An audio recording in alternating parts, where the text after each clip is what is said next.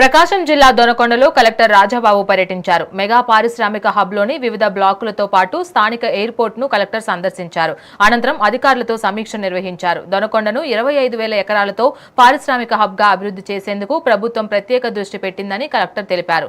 ఇప్పటికే బీడీఎల్, ఏపీజీఈసీ, భవ్య ఇండస్ట్రీస్ వంటి ప్రముఖ సంస్థలు ఇక్కడ పరిశ్రమల స్థాపనకు ముందుకు వచ్చాయన్నారు. హబ్లో భూసేకరణ ప్రక్రియను త్వరితగతిన పూర్తి చేసి ప్రభుత్వానికి నివేదిక పంపుతామని కలెక్టర్ స్పష్టం చేశారు.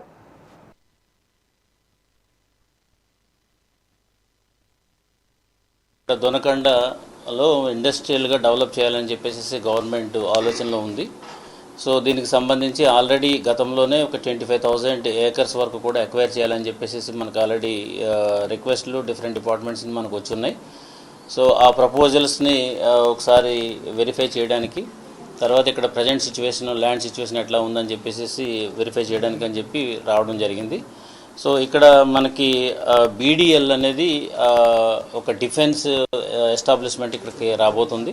సో దానికి సంబంధించి ల్యాండ్ ఎక్విజిషన్ త్వరగా చేయమని చెప్పేసి గవర్నమెంట్ నుంచి మనకి ఇన్స్ట్రక్షన్స్ రావడంతో దాన్ని ఒక ప్రజెంట్ పొజిషన్ అసెస్ చేయడం జరిగింది.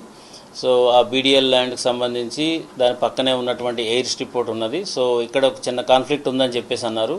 ఎయిర్ స్ట్రిప్ ఉంటే కనుక ఈ డిఫెన్స్ది ఇబ్బంది అవుతుందని చెప్పేసి అన్నారు. దాని మీద ఎంత దూరంలో ఉంది ఏమిటనేది కూడా ఫిజికల్గా వెరిఫై చేయాలని కూడా చూడటం జరిగింది. ఆల్రెడీ ఒక 1400 ఏకర్స్ ఏపీజీఈసీకి ఆల్రెడీ ఇవ్వడం అనేది కూడా జరిగింది.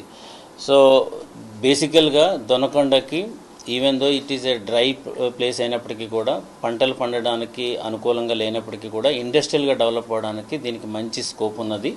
సో అందుకోసం ఈ 25,000 ఏకర్స్ని కూడా త్వరలోనే మనము ఏపీఐఏసీకి ఎక్వైర్ చేసి అండ్ పెద్ద ఎత్తున ఇక్కడ ఇండస్ట్రీలు పెట్టాలనేది గవర్నమెంట్ యొక్క ఆలోచన.